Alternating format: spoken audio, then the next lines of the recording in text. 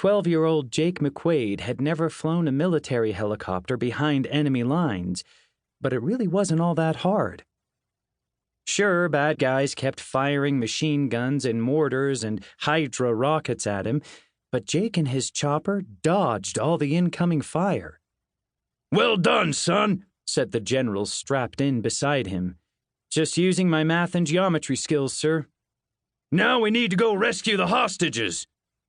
6 pulsing green dots throbbed on the holographic display projected on the whirly-bird's windshield. They showed Jake the precise location of the hostages, trapped behind the walls of a heavily armed desert fortress the helicopter was heading to. A nasty new fireball erupted on Jake's right, another near miss. He jerked the joystick to the left. "Warning," said the onboard computer. "Fighter jet on your tail. Prepare for missile attack." "Two can play at that game," said Jake. He punched in a string of code, an algorithm he'd actually written himself, that would command his starboard Sidewinder missile to execute a complex backward loop-the-loop boomerang shot that no chopper pilot had ever dared attempt before. "If the next missile hits us, son, we're toast," barked the general. "Toast!" "Hold off on the marmalade, sir." Jake punched the launch button. The rocket streaked away in a blistering plume of white. It arced up and over the helicopter, flipped back around, and surprised the enemy jet with a direct, heat-seeking hit to its tailpipe. Ba-boom! "Woohoo!" cried Jake, doing a quick arm-chugging, hip-swiveling chair dance. "Well done!" shouted the general. "Math and physics, sir. Math and physics." A 2-note danger signal blared. "Fish sticks!" shouted the general. "That was our final weapon!" More angry warning lights throbbed up and down the control panel. "The bad guys still have rockets, mortars, and a tank!" "Good," said Jake. "What?" "Their tank, sir. We're gonna borrow it."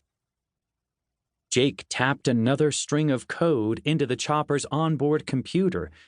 Up until a few months ago, all he could tap were one-finger text messages with lots of emojis, so he didn't have to spell so many words. But then, overnight, things changed.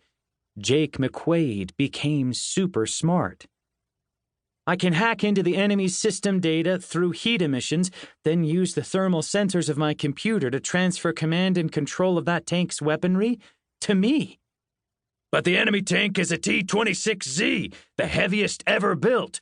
It's stuck in the mud. It's run out of fuel. It can't move." "Temporary problems, sir, which, by the way, are way more fun than math problems. Time for a mic drop."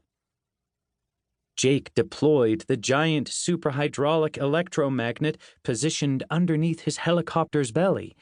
The thing was straight out of a scrap metal junkyard. The big grabber was standard equipment on this, the most sophisticated chopper in the military's secret arsenal. It's why Jake had selected it for this mission. "It's all tangents and vectors from here, sir. And yaw. Can't forget the yaw. It's in all the flight manuals." Jake flawlessly executed a deft series of moves. He heard the solid metallic thunk the instant his heavy-duty magnet snagged the ginormous tank and hoisted it up off the ground. The thing swung from the helicopter like a 40-ton yo-yo. Jake, of course, still had to evade incoming mortar rounds and a few more rocket shots, but avoiding those blasts was a simple matter of three-dimensional point plotting. Finally, at precisely the right moment, and compensating for the arc of the dangling tank's swing, he fired. The tank's turret gun blasted a hole in the side of the fortress wall. Jake fired again. The hole became a tunnel. Jake swung the tank sideways. With the flick of a switch, he turned off the electromagnet. The T-26Z flew away and cratered into the desert floor. Free of the tank's weight, Jake could easily maneuver the helicopter into position for a soft landing. The 6 terrified hostages rushed out of the escape tunnel and climbed into the chopper. "Well done, son," said the general. "You just set a new world record for gunship air battle extreme." Jake heard a buzzer sound. Bells rang. A crowd cheered and chanted his name. He peeled off his headset and virtual reality goggles. Up on the giant video screen in the hotel ballroom, his name was at the top of the leaderboard.